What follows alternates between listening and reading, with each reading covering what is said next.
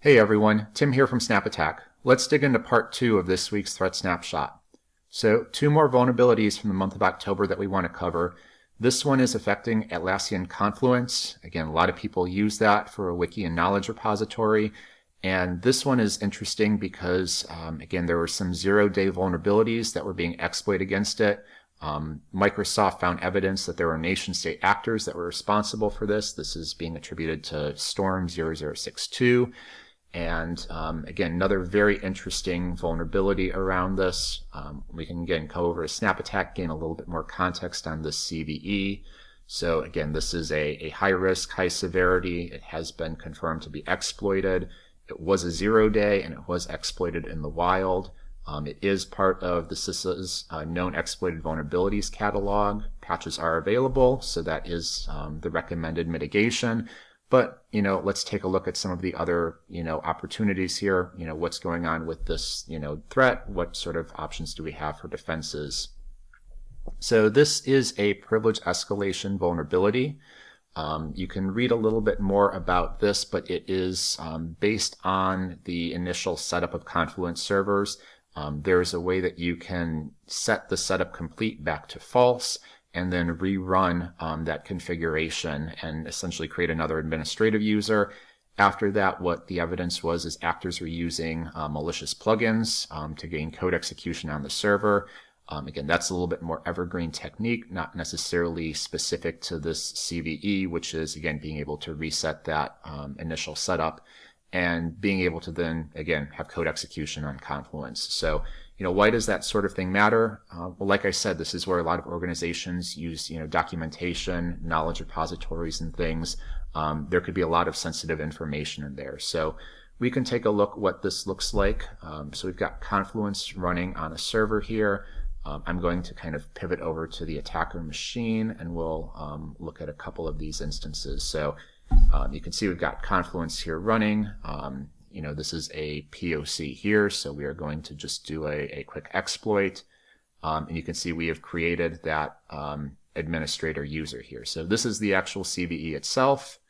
To have a new user for snap attack and the password, and we are now logged in as that user. We can hop over a little bit more as to that part 2. And again, we've got, I guess I can go back here. You can see very quickly we've got a malicious app that we have that's going to give us a web shell, and we're going to be able to then use that in order to do part 2 of the attack. And what the goal here of that is again, just be able to execute commands. So we can see that, servlet running, we see who am I. If we were looking at the process graph, I bet we could assume that, we're going to have that Confluence server, and that's going to be spawning, who am I, or CMDs, or PowerShells, or again, if we're on Linux, it's going to be, bin.sh, or bash, or other things. So again, very common technique. We see this time and time again when we're talking about RCE exploits. So let's take a look. What do we do for detection? How do we detect? How do we prevent this sort of activity? So a little bit more specific to the post-exploitation. This detection is looking for Confluence plugins being installed. This can be, again, a little bit more of an evergreen item in your arsenal. And we can see here that Tomcat 9, which is the Tomcat process, is installing something to the Atlassian Confluence, again, temp, and you've got that plugin jar name. So we can see this as a way and part of that process here. Again, we do have other threats in the library. This one was a Metasploit module for it. But there's other opportunities there too. If you don't have the telemetry data there on the endpoint, again, depending on how Confluence is stood up, again, another way to look at this is through network data. So you can look for, again, posts to that REST plugins endpoint with the form data of plugins. So here's an example, Zeek detection, where you would be able to find that. That is also something that we have attack simulations for in our library. So if you wanted to simulate that traffic and see if you could detect that activity, again, that's something that we can help with. There is, again, a Metasploit module for this, and there is a way to detect that. The Metasploit module is doing some things a little bit differently. Again, you can see that there's like the class path modification, and they're using the payload on the command line. So there is some interesting detection opportunities around that. And I think the last thing here to talk about is, again, those ways that you can simulate the attacks. So obviously one way to do it is install a Confluence server that's vulnerable and run the attack against it and see what you have. Another way we can do this is to simulate the network traffic. So that's what this one is doing. We're going to be, again, simulating that, setup command and simulating the web request to kind of log in with that new account.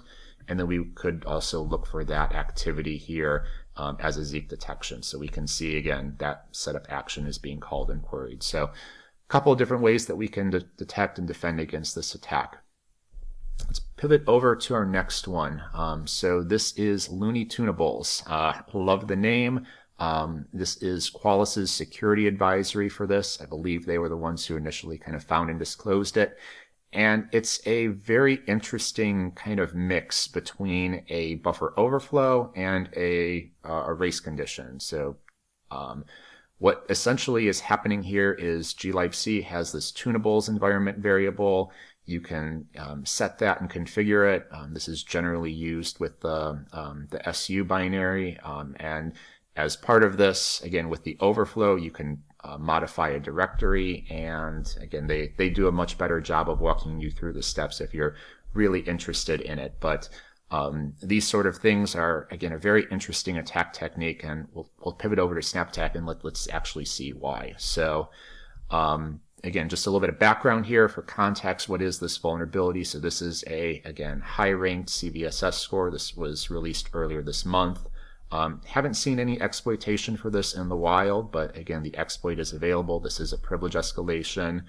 It is not part of, again, CISA's known exploit vulnerabilities catalog because, again, we haven't been seeing this, but we do have you covered for threats and detections. So let's take an actual look here at what Looney Tunables looks like. We've got an Ubuntu VM here, and again, that POC is available. So I can kind of jump back here in the video, and then we're going to wait for the whole 10 minutes and watch this. I joke a little bit. So we've got this exploit here, and like I said, this is both a buffer overflow and a race condition. So what this is going to do is it's going to set that up, and it's going to keep trying and seeing if it's going to win that race condition. We can watch it try that a lot. If we jump here, so we can see we are on try 1300, try 2200.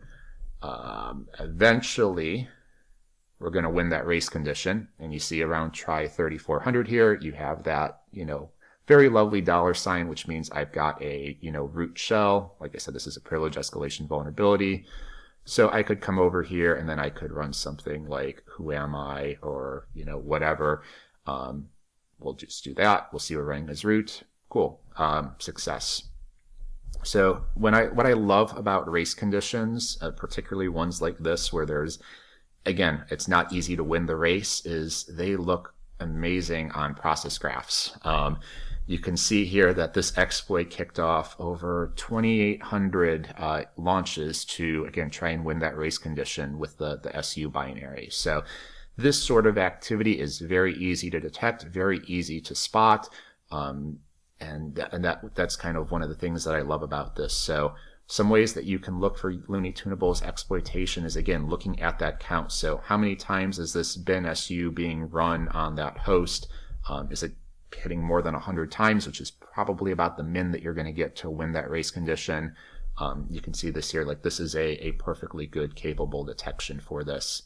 Another way that you can look at this in the event that, again, you don't have that, but again, thinking a little bit more, defense in depth, or what if I had, this was a 0 day and I didn't have a defense there. It's always good to have some good, evergreen behavioral detections here. So again, that suspicious who am I execution by root is, again, just a nice evergreen detection that you can use. I can take a look at some of the other, threats that we've used this for, but that's, again, a good post-exploitation activity, and attacker lands on a machine. They get that. If you run things like who am I, or, ipconfig, or ifconfig, I guess, on Linux, or, ID, trying to figure out who you are, do those enumeration techniques. That's what pretty much almost every red teamer, every hacker does. Again, they're trying to orient themselves on the system. So, again, if those things are rare, unexpected, especially used in context with other things, that can definitely bubble up the risk and let you know that there's some weird activity going on in that host. So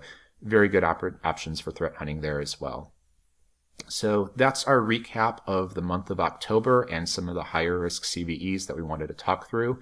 And that is our threat snapshot. So it is a continuous series along with our adversary arsenal. Like, subscribe, and we'll see you next time.